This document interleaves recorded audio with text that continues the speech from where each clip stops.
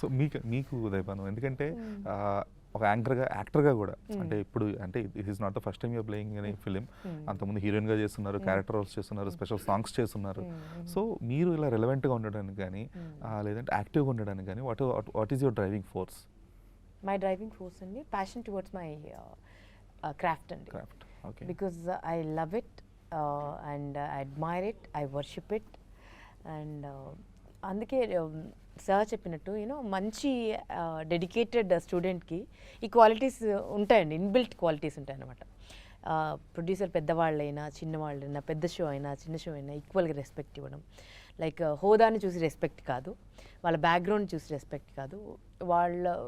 వాళ్ళు if you are a director that we have to obey your orders and మీకేం కావాలో అది పర్ఫామ్ చేయడమే మా బాధ్యత.